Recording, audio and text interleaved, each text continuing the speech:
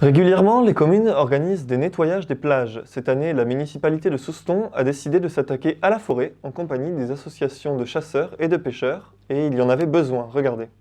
Une balade en forêt, c'est toujours un moment agréable, sauf quand des déchets viennent rappeler que chaque année des millions de plastiques sont amenés par les tempêtes.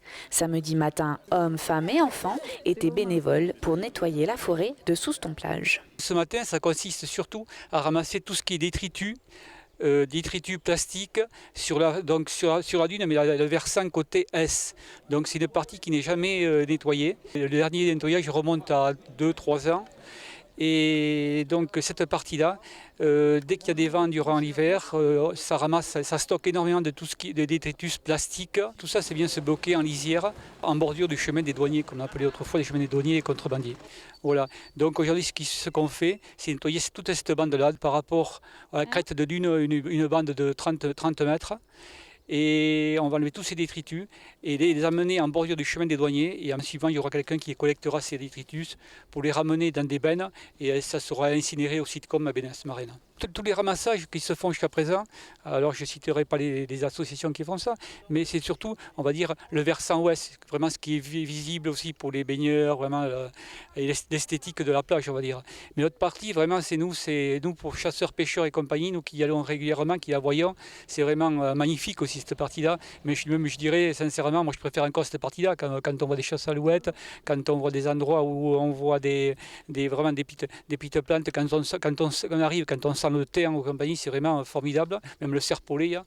Donc je crois que sincèrement, au niveau biodiversité, c'est vraiment une partie qui est vraiment, qu'il faut vraiment faire attention et d'entretenir.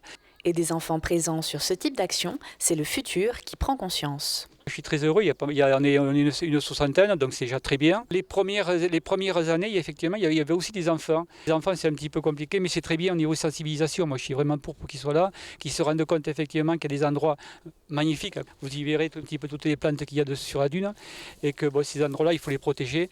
Donc tout ce qu'on peut enlever, je pense que c'est très bien de pouvoir les enlever manuellement et rendre cette partie propre. Je pense qu'on doit bien pouvoir remplir une benne sûre. Après, vous savez, les gens, on ne peut pas les faire travailler une journée complète. C'est vraiment, je pense qu'on aurait vraiment plus de monde comme ça, on serait une centaine, je pense qu'on aurait rempli de bennes. Voilà. Aujourd'hui, on est venu parce que pour s'intéresser à la nature, c'est un peu pour la découvrir et pour ramasser les ordures qui traînent. On est venu avec nos parents et on a déjà fait cette expérience plusieurs fois. Ça vient du vent dans les arbres. Et donc oui, il y avait du polystyrène. Enfin, en fait, on a trouvé de tout. Des plastiques, des bouteilles, de tout. Et tandis que certains préparaient de quoi se restaurer au QG Nature, les bénévoles ont rempli de nombreux sacs poubelles, profitant du temps agréable, du calme de la nature, alliant ainsi l'utile à l'agréable. On se balade, oui, mais au moins on ramasse des déchets. Donc c'est une balade écologique.